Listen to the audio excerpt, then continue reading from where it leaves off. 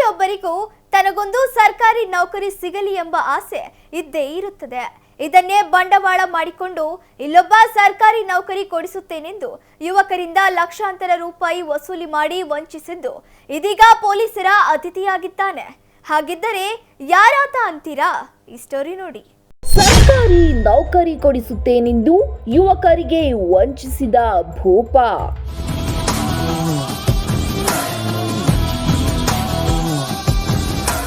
ಯುವಕರಿಂದ ಲಕ್ಷ ಹಣ ಪಡೆದು ಮೋಸ.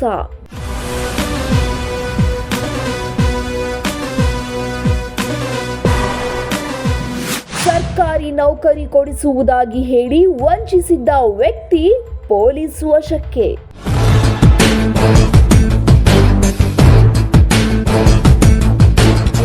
ಅಲ್ಲೇ ಹೀಗೆ ನೀಲಿ ಬಣ್ಣದ ವಾಶ್ ಕೋಟ್ ಹಾಕಿಕೊಂಡಿರುವ ಈತನೊಮ್ಮೆ ನೋಡಿ. ಈತನನ್ನ ನೋಡಿದವರಿಗೆ ಅಯ್ಯೋ ಪಾಪ ಅನಿಸದೇ ಇರೋಲ್ಲ. ಏಕೆಂದ್ರೆ ಅಮಾಯಕನಂತೆ ಕಾಣುವ ಈತನೇ ಯುವಕರಿಗೆ ಸರ್ಕಾರಿ ನೌಕರಿ ಕೊಡಿಸುತ್ತೇನೆಂದು ಲಕ್ಷ ಹಣ ವಸೂಲಿ ಮಾಡಿ ಇದೀಗ ಪೊಲೀಸರ ಅತಿಥಿಯಾಗಿದ್ದಾನೆ.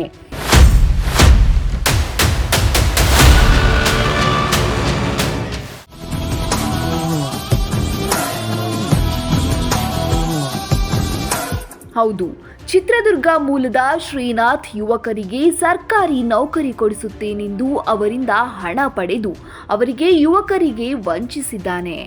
ಶ್ರೀನಾಥ್ ಅಮಾಯಕ ಯುವಕರಿಂದ ಹಣ ಪಡೆದು ಜಲಸಂಪನ್ಮೂಲ ಇಲಾಖೆಯಲ್ಲಿ ಗ್ರೂಪ್ ಡಿ ಹುದ್ದೆಗೆ ನೇಮಕ ಮಾಡಲಾಗಿದೆ ಎಂದು ತಾನೇ ಸರ್ಕಾರಿ ಕಚೇರಿಯ ಸೀಲು ಹಾಗೂ ಆದೇಶ ಪ್ರತಿ ಮಾಡಿಸಿ ಅದನ್ನ ಹಣ ಕೊಟ್ಟ ಯುವಕರ ವಿಳಾಸಕ್ಕೆ ಕಳಿಸುತ್ತಿದ್ದ.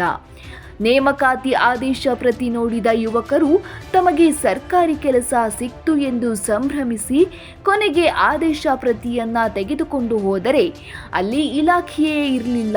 ಆಗ ಯುವಕರು ಮೋಸ ಹೋಗಿರುವುದು ಗೊತ್ತಾಗಿದೆ. ನಾವು ಕಾಲೇಜ್ ಆಫ್ ಡೆಂಟಲ್ ಸೈನ್ಸ್ನಾಗ ಕೆಲಸ ಮಾಡ್ತೀವ್ರಿ P1ಗೆ.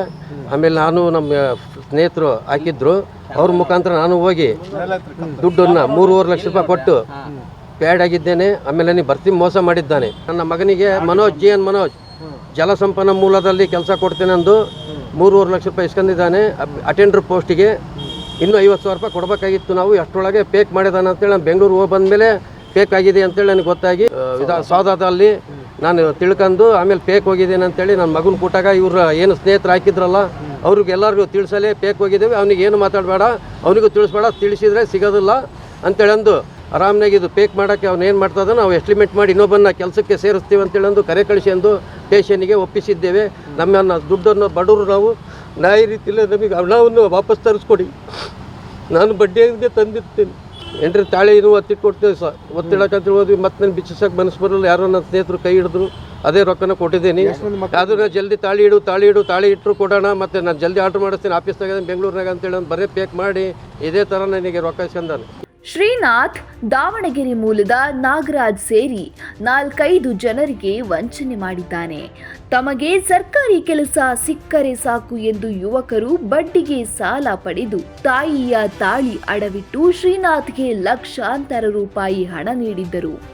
ಆದರೆ ಶ್ರೀನಿವಾಸ್ ಯುವಕರಿಗೆ ಜಲಸಂಪನ್ಮೂಲ ಇಲಾಖೆಯಲ್ಲಿ ಡಿ ಗ್ರೂಪ್ ನೇಮಕಾತಿಯ ಆದೇಶ ಪ್ರತಿಯನ್ನ ಯುವಕರಿಗೆ ಕಳುಹಿಸಿ ಅದರಲ್ಲಿ ಜಲಸಂಪನ್ಮೂಲ ಇಲಾಖೆ ಆನಂದರಾವ್ ಸರ್ಕಲ್ ಬೆಂಗಳೂರು ಎಂದು ವಿಳಾಸ ಬರೆದು ಅದನ್ನ ಚಿತ್ರದುರ್ಗ ಅಂಚೆ ಕಚೇರಿಯಿಂದ ಪೋಸ್ಟ್ ಮಾಡಿದ್ದಾನೆ. ಇದೀಗ ಶ್ರೀರಾಮ ಸೇನೆಯ ಕಾರ್ಯಕರ್ತರು ಶ್ರೀನಾಥನನ್ನ ಹಿಡಿದು ದಾವಣಗೆರೆಗೆ ಕರೆತಂದಿದ್ದಾರಲ್ಲದೆ ಆತನನ್ನ KTG ನಗರದ ಪೊಲೀಸರಿಗೆ ಒಪ್ಪಿಸಿದ್ದಾರೆ. ಸ್ಟಾರ್ಟಿಂಗ್ 1.5 ಇಸ್ಕೊಂಡ್ರು, ಆಮೇಲೆ ಹಂಗೆ 50, 80 ಹಿಂಗೆ ಇಸ್ಕೊಂತ ಈಗ 3.5 ಆಗಿದೆ. 3.5 ಲಕ್ಷ. 3.5.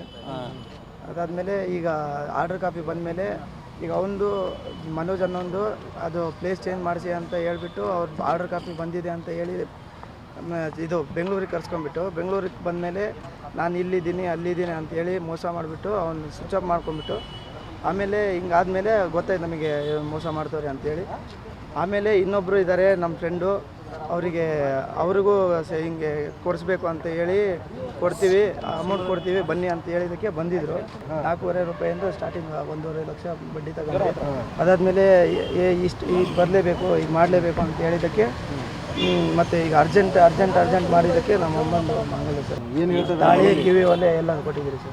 ಮನೇಲಿ ಏನಂತಾರೆ ಮಾಡ್ತಾರೆ ಸರ್? ಅದೇ ಈಗ ಮೋಸ ಆಗಿದೆ ಸರ್. ಅವ್ನು ಬಂದು ನಮ್ಮ ಹತ್ರ ಹೇಳ್ಕೊಂತಾನೆ, ನಾನು ಹಿಂಗೆ ಜಾಬಿಗೆ ಹಾಕಿದ್ದೆ, ನಮ್ಮ ಅಪ್ಪಾಜಿಗೆ ಹಿಂಗೆ ಮೋಸ ಮಾಡಿ ಹಿಂಗೆಲ್ಲ ಮಾಡಿಬಿಟ್ಟಿದ್ದಾರೆ, ನನಗೆ ದುಡ್ಡು ಬರಬೇಕು, ಏನು ಮಾಡೋಕ್ಕೂ ಗೊತ್ತಾಗ್ತಿಲ್ಲ, ಈ ಥರ ನಮ್ಮ ಸ್ನೇಹಿತರಿಗೂ ಮಾಡಿದ್ದಾನೆ ಅಂತಂದು ಹೇಳ್ತಾನೆ ನಮ್ಮ ಹತ್ರ. ಅದಕ್ಕೆ ನಾನೇನು ಮಾಡ್ತೀನಿ, ಕರೆಸಿ ಏನೇನಾಯ್ತು ಅಂತೆಲ್ಲ ಡೀಟೇಲ್ ತೊಗೊಂಡು ಅವ್ರ ಹತ್ರ ಎಷ್ಟು ದುಡ್ಡು ಕೊಟ್ಟಿದ್ರೆ ಏನಾಯ್ತು ಅಂತ ಕೇಳಿದೆ. ಗೌರ್ಮೆಂಟಿಂದನೇ ಸೀಲು ಸಿಗ್ನೇಚರ್ ಇವನೇ ಕ್ರಿಯೇಟ್ ಮಾಡಿದ್ದಾನೆ, ನಿಮಗೆಲ್ಲ ಆರ್ಡರ್ ಕಾಪಿ ಬಂದ ಮೇಲೆ ದುಡ್ಡು ಕೊಡಿ ಅಂತಂದು ಹೇಳಿ ಇವನೇ ಮಾಡಿದ್ದಾನೆ. ಇವನೇ ಪೋಸ್ಟ್ ಮಾಡಿದ ದುರ್ಗದಿಂದ, ಬೆಂಗಳೂರಿಂದ ಬರುತ್ತೆ ಅಂತ ಅವ್ರಿಗೆ ಫೋನ್ ಮಾಡಿ ಹೇಳ್ಕೊಂಡು ಆರ್ಡರ್ ಕಾಪಿ ಬಂದ ಮೇಲೆ ಫೋನ್ ಮಾಡ್ಕೊಂಡು ಅವ್ರ ಕಡೆ ದುಡ್ಡು ಹಾಕ್ಸ್ಕೊಂಡಿದ್ದಾನೆ.